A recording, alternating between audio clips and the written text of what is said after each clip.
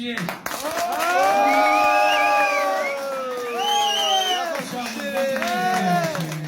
Açan vətəndə yox idi. Şükür Allaha qayıdıb öz vətəninə. Hoş gəlmişsən ha Şirin. Allah qorusun səni. Hə. İstəyirəm Şirinin uşaqlıqdan tanıyıram axı. Bilirəm yaxşı şeirlər, qəzəllər var. Bir də Şirin qəzəllər. Hə. Sözü verək Şirinə. Vursun aləmi biri birinə.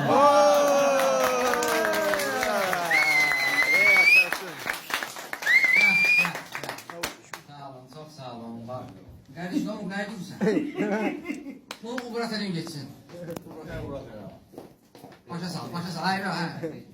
Otur, gel. Otur. Hoş gelmişsiniz kardeşler. Sefa getirmişsiniz. Var olasınız. Gördüm kardeşlerimi, sevindim. Ben doğrudan da əziz kardeşlerimsiniz. Sağ ol. Ben istəyirəm, təbrik edeyim ama təbrikimi qəzəllə deyim. Hələ yolda gələ gəldim, mən şimdi hələ vurdum yaddaşa. İsmail, İsi, Xaloğlu, sən... İsmail'e da dinlendi. İsmail'e. Dedi. Sonra biraz çağırın.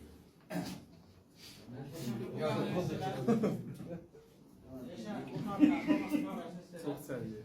Bizim altının üstünden gelecek işler. Sen Buyurun. istəyirəm mən də qəzəlləri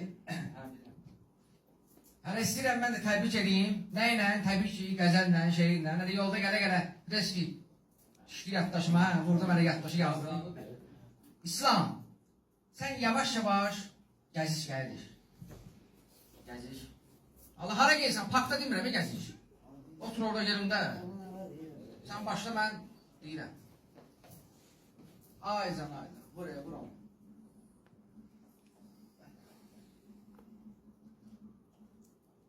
Deyib, bir yol var ama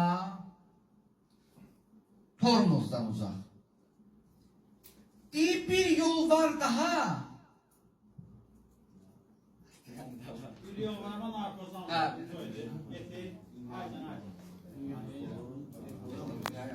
Bir yol var ama Tormuz'dan uzak. Narkozdan uzak.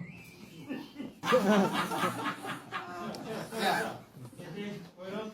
bir yol var ama narkozdan uzak. Deyib, bir yol var daha. Yok, bir yol daha var. Deyib, bir yol var ama narkozdan uzak. Deyib, bir yol daha var Tormuz'dan uzak.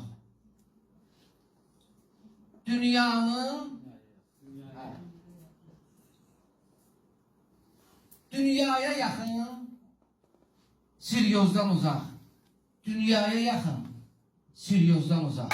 Ala başka bir hamımızdan uzak. Ala hamımızdan uzak. Şurada da, oğlum kardeş, necə ne danışsan? Bu gözdə də bir mahal ver. Dalı var da, ne olur? İsi başla hərəkətə. Günü açan çiçek yalan. Gör ne deyir ha? Deyir, günə açan çiçekler gibiyiz. Günə açan çiçekler gibiyiz. Bir dakika. Ne yapsan?